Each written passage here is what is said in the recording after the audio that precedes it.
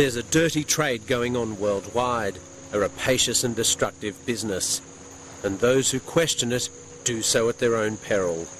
He was pretty injured. He was bleeding very heavily from the head wound. He had a black eye. They said to me and Faith that we can kill you anytime, easily, and we wouldn't have any problem. Those asking sensitive questions have been brutally attacked. Why are these people risking their lives, and why are others trying to kill them? The answer is stolen wood. An organised international timber racket is booming, selling rare wood taken from national parks. And the trade is threatening not only the habitat of endangered animals, but also those who would protect them. It's too difficult and too painful. All I know is I was told to leave in a very brutal way. Tonight, Four Corners follows the path of international timber smuggling. We've found kidnapping, bribery and attempted murder are carried out just to bring cheaper products to a hardware store near you.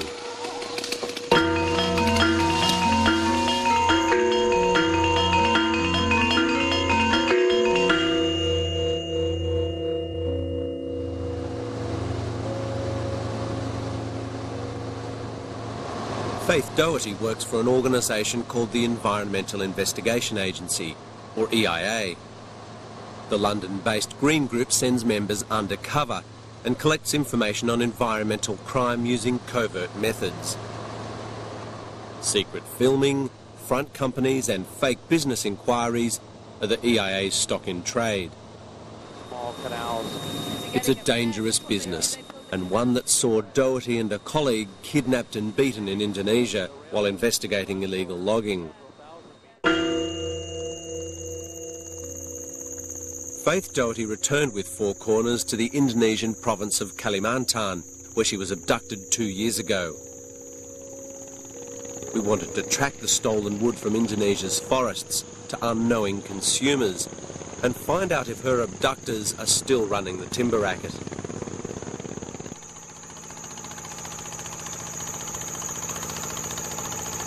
It's very easy to pay off the police, to pay off people within the forestry department, to pay off politicians, anybody.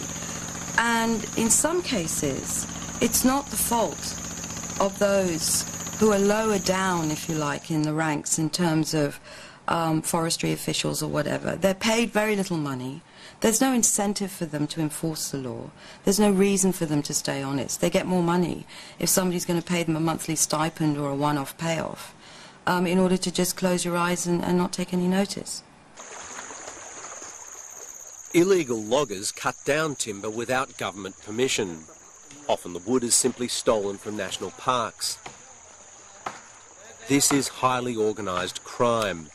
The European Union is reported to import $1.5 billion in stolen tropical timber every year.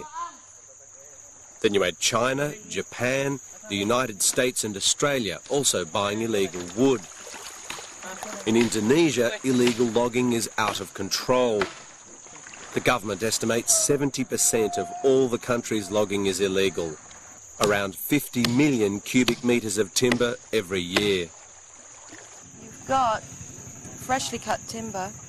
As the guy who's running the raft said there's about 900 logs. You can see by the size of them that they've obviously cut them quite in the interior.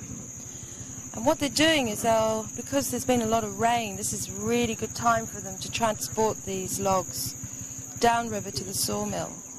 Now what's going to happen is that this timber is going to be sold at a very cheap price because it's illegal. Some of this timber can be quickly identified as illegal by its type. The Indonesian government, in a desperate bid to save some of its endangered trees, registered ramen as an internationally protected species. As a result, this most valuable of Indonesia's trees is smuggled out of the country. Still frustrated that illegal logging is continuing, the government has now banned the export of whole logs, whatever the type. This makes me very angry, because all of this is banned. And this is the stuff that's going to end up in the markets in Europe as futons and picture frames and snooker cues and whatever. So this is where it's coming from. And once again, it's being sold cheap instead of the valuable timber that it is. And this is really disgusting. And this log raft is just going on and on and on. Indonesia has 10% of the world's remaining tropical forests. They're teeming with unique wildlife and the highest diversity of trees and vines anywhere in the world. Indonesia is the repository of the most important biodiversity of the Asian rainforest bloc. Some of the highlights of this biodiversity are hundreds of mammals and bird species that live in these various islands of Indonesia, often only on a single one of these islands or a single part of it. Harvard University scientist Dr. Mark Layton works in the national parks of Kalimantan. He says apart from threatening the country's rich eco-diversity, illegal logging in Indonesia may have consequences for the whole world, including drought in Australia.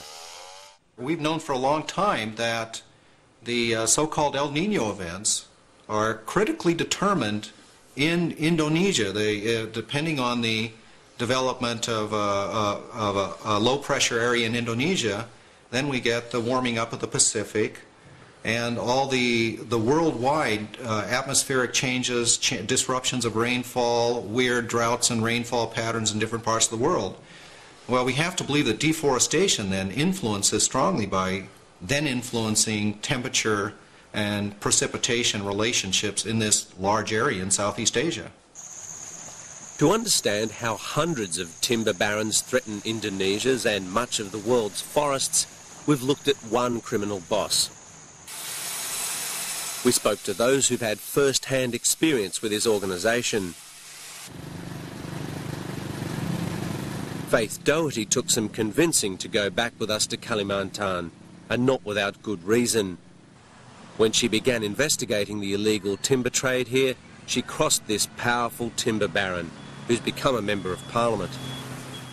He's a very clever, cunning, corrupt, violent politician.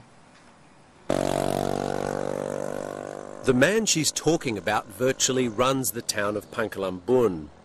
His name is Abdul Rashid, and his family company has a huge logging operation, conveniently located next to the Tanjung Puting National Park. He's thought to take 600,000 cubic metres of timber from the park each month.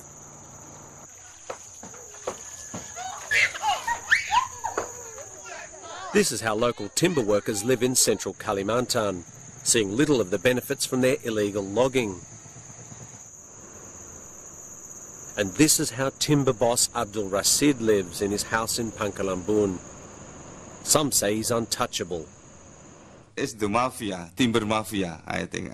Timber mafia, is the problem. So that our job now is to combat this. To control this mafia and maybe to just dismantle all of the network of this illegal activity networking. And one name makes people nervous. Who is Abdul Rashid? I heard about this guy, but I don't know him. You don't know him at all? No, I don't know him at all. I heard about him. Saya tidak tahu banyak tentang Pak Abdul Rashid, tetapi memang banyak disebut-sebut orang ya.